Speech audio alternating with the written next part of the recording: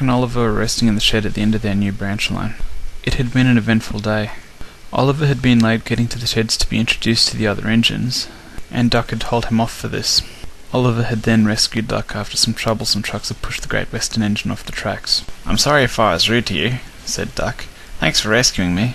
"Oh, it's no problem," Oliver said, "but you never gave me a chance to explain why I was late this morning." "Well, why were you late this morning?" "Well," Oliver replied, "it's a long story." Before Oliver could say any more, the sound of a bus horn cut him off. Bertie the bus stopped briefly outside the shed. Once he had gone, a man crossed the road, entered the rail yard, and approached Oliver. "Are you Oliver the engine?" he asked. "Yes. Who are you?" "I'm Charlie Stewart. My brother Andy was one of those two men you rescued this morning. I just came back to tell you he's all right. He's recovering in hospital now along with Tom Mark, the other one." "I'm glad to hear it," Oliver replied. "I just wanted to say thank you," Charlie added, "and just let me know if you ever need anything." Charlie turned and walked away, leaving a very confused Duck behind. "What was all that about?" he said. "That's the story I was about to tell you," Oliver replied. "I was coming along the main line this morning. I was approaching this station, I think it was called Elsbridge. I saw a blue tank engine waiting there. 'Hello,' he called out to me as I approached. 'You must be Oliver.' I was making good time, so I could afford a couple of minutes to stop and say hello. Thomas, his name was. As we were talking, the station master ran out to Thomas's driver. 'There's been an accident at the mine,' he said. 'Several miners are injured.' Thomas looked as horrified as I felt. 'We have to go rescue them,' he said. I quickly turned round and the two of us headed off along the branch line. A red bus honked his horn at us as we crossed the bridge. 'Sorry, Bertie,' Thomas said. 'No time for a race today.' 'I'm not racing,' Bertie replied. 'I'm heading to the Farquhar station. There's no road access to the quarry, so I'll need you to bring the miners back to me.' We raced along as fast as we could. We knew that time was of the essence.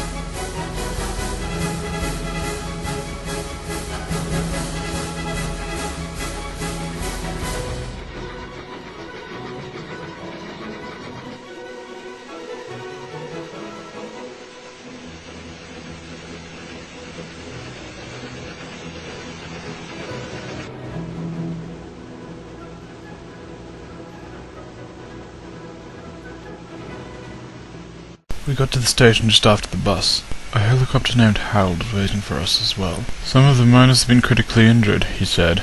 'I'm here to take them to a hospital once you get them here. There were some freight trucks on the siding that we needed to take to the mine as well.' Thomas went ahead with these coaches while I collected the freight trucks. I arrived at the mine just after Thomas. 2 engines were trapped on the other side of the rock fall. He introduced them as Percy and Toby. 2 of the miners have been critically injured, Toby said. 'We need to get them to a hospital now.' 'Oliver,' Thomas said, 'can you take care of that? I need to stay here to help the workmen.' I quickly ran round to the back of Thomas's train while the injured miners were put on board. Then Clarabelle and I set out for Farquhar station as quickly as we could.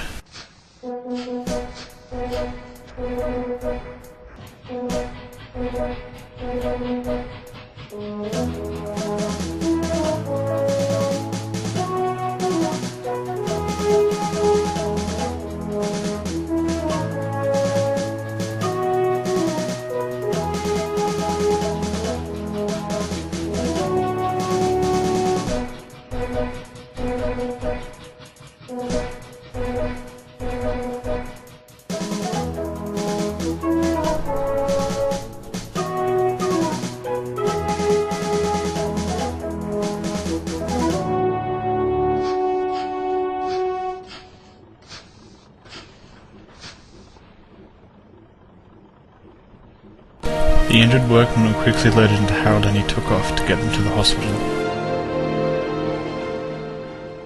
I left Clarabelle in the siding and quickly puffed away. I knew I was running late and that I needed to get to Knapford station. I was hoping Sir Topham Hatt wouldn't be too angry. Unfortunately, he was. I slowly approached the station platform. 'Oliver,' he said, 'what is the meaning of this lateness? It's the last thing I would have expected from a Great Western engine.' 'I'm sorry, sir,' I replied, 'but there was an emergency at the quarry on Thomas's branch. I went to go and help them.' I explained what had happened. He was smiling when I finished.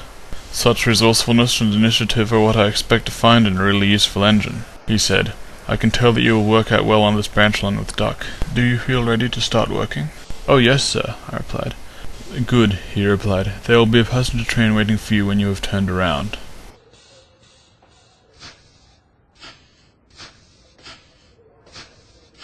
I tell you, Doc, it was good to stretch my wheels again. I reached Tidmouth Holt a short time later, and while I was waiting there, you arrived, and I think you know the story from there. Doc did know the story from there, and he felt guilty for misjudging Oliver. Shortly afterwards, Oliver was introduced to the other engines. They were impressed by the story of his escape from scrapping, and of his rescue that he'd performed on the way in. Oliver has resource, they said, and sagacity, and I'm afraid to say that all this praise went to his smokebox. But that's another story, for another day.